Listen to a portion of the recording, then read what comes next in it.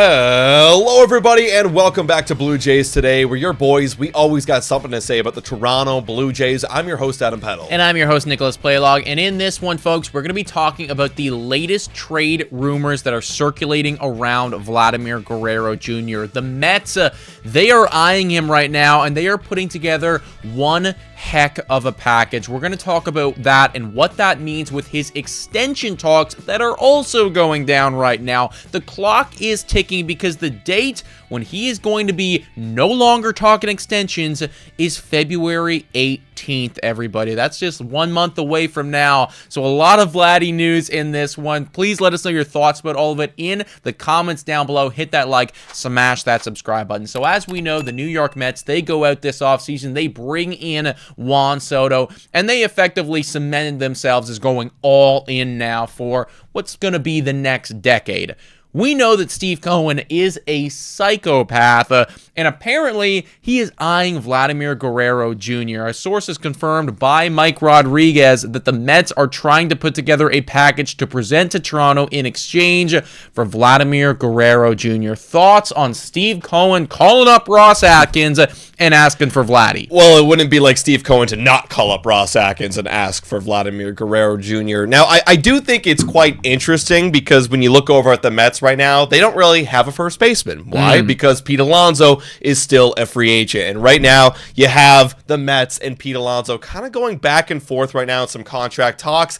And now all of a sudden you're hearing, well, the Mets might be putting a package together towards Vladimir Guerrero Jr. And maybe that puts a little bit of pressure to get a Pete Alonso deal done because, I mean, the only advantage right here for this information getting leaked is, well, maybe that puts a little bit of pressure on Pete to go sign with the Mets. If they're going to go trade for Vladdy, well, I better get this deal done right now. Well, I'll tell you what, from a Toronto Blue Jays standpoint, I really hope that Pete Alonso ends up going back to the New York Mets because what this tells me is that, one, I do think that they are relatively serious about this. Like, I think that if they're putting together a package, they want to know, like, what is the price going to be? But this also tells me that if, for instance, Pete Alonso isn't with the New York Mets next year, right? Like, let's say that he doesn't end up signing I think it's a 3-year deal that they're talking about. Yeah. He doesn't end up signing the 3-year deal. He ends up going elsewhere, right? Some random team calls him up.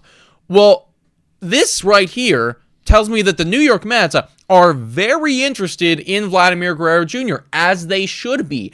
I do not want, as a Toronto Blue Jays fan, to be in a bidding race come free agency with Steve freaking Cohen, especially, and forgetting the money here, especially when he can sell Vladimir Guerrero Jr. on playing, alongside what's been one of his close friends for a long period of time, Juan Soto. Yeah, and if I'm the Toronto Blue Jays, this should light a fire under my ass. I mean, depending on what happens. If they sign back Pete Alonso, okay, well, I mean, regardless, you should be going and signing Vladimir Guerrero Jr. anyways, yes. But like, at least Steve Cohen might be out of the race, depending on the contract. I mean, I throw out an idea on our Bad for Baseball podcast, like, what if he signs for like a 1-year with player options for Pete Alonso? Which is also not good for it. Like, we want New York, or at least the Mets, to be out of the Vladimir Guerrero Jr. sweepstakes. Absolutely, right? So the Blue Jays, it lights a little bit of fire under the asset where they got to go, and they got to get Vladimir Guerrero Jr. extension done, which we did also get a couple updates about that, and I posted a little short on this, and apparently it was not good, guys, everybody. Not the short, the news. The news.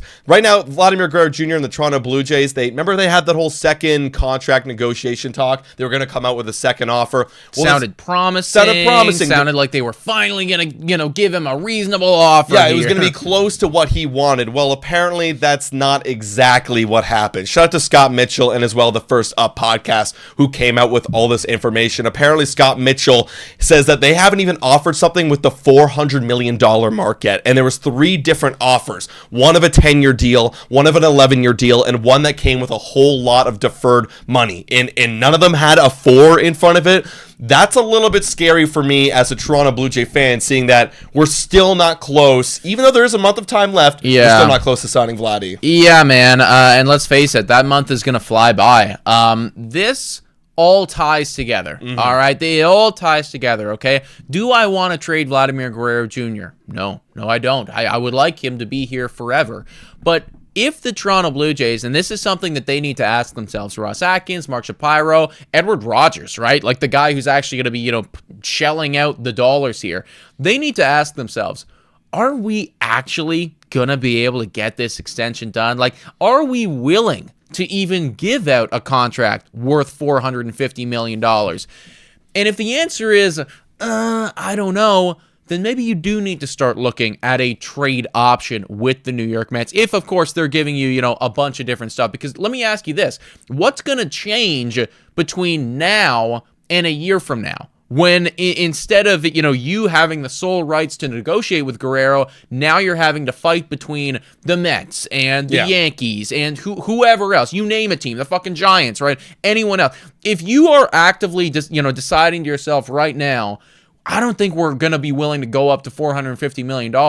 That's when you really start to need to look at this stuff and to think about it seriously, because the price isn't going to be getting any better unless, of course, Guerrero gets injured next year, which, you know, we don't want to have happen anyways. Right. And I mean, yeah, like that would be, you're right. Logically speaking, it would be that way. However, I'm thinking back towards who are the guys that are running this ship right now. It's Ross Atkins and it's Mark Shapiro, and their time is running out right here. We all know that they've messed up this roster completely. You know, they've traded away some star players and they made some pretty bad decisions that inevitably led the team to 74 wins last season. And the last nail in the coffin would be to, whether we like it or not, trade away Vladimir Guerrero Jr. That'd be the last nail in the coffin, because I can't imagine a return package for Vladdy, a 1 year of Vladdy, is going to command that kind of star presence that's going to replace Vladimir Guerrero Jr. immediately in the next year. So sending Vladdy away would inevitably end Ross and Mark. So for me, even though you're not getting the deal done, I still find it hard for me to believe that they would consider trading him away, even if it's like a nicer package, because they want to still leave the option open to collect some funds to maybe go out and compete for him in the next free agency. Listen, man, I agree with you in the sense that I don't think that they're going to be capable of doing either one. I mean, if we're not starting with a 4 right now and we're talking about extensions and we have, you know, a month left, like, I know that there's time, but like that doesn't instill me with confidence. I also don't think that they have the capabilities to actually pull the trigger on a trade, which if you're not going to extend them, you might want to seriously think about, right? And that's just them mismanaging the situation. Which should be even more reason to get that extension done now. And I think it's funny too, different players of course, but I think it's funny that you are willing to shell out franchise-changing contracts to Shohei Ohtani and Juan Soto, but you can't shell out a number with a 4 in front of it yet. We still have time. I hope to God that as we get closer to that February 18th deadline, that they are going to shell out something with a 4, something more reasonable, because they're going to run out of negotiation time.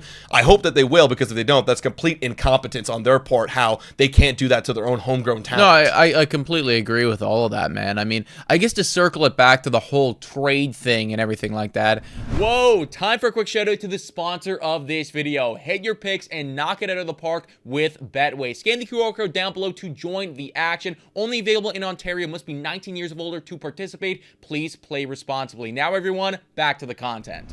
Again, I don't think it's going to happen, and I don't even really want it to happen either. But if you've reached your ceiling of offers, and that's something that only they know, then making a trade with Vladimir Guerrero Jr., you know, similar to the one that I guess the Padres made last year with the Yankees for Juan Soto, where they got back Michael King and various other guys. And actually, it looked pretty good for them for a while. Yeah. You know, that to me becomes the most appealing option. If, of course, you have reached your ceiling of we're not going further than this, we're not giving them 450, then that to me looks good. Yeah, I mean, it's the only option if that's what, because look, if you're not going to shell out 400 now, and if you're not going to shell out 400 later, then yes, I agree, you might as well. What are we doing here? But where would that leave the Toronto Blue Jays? The difference between that and the Padres is Padres still had core guys that Michael King and everyone could pitch around, and then they had to make another trade for Dylan Cease, and then like that added to that core that went to the playoffs last year. Whereas the Blue Jays,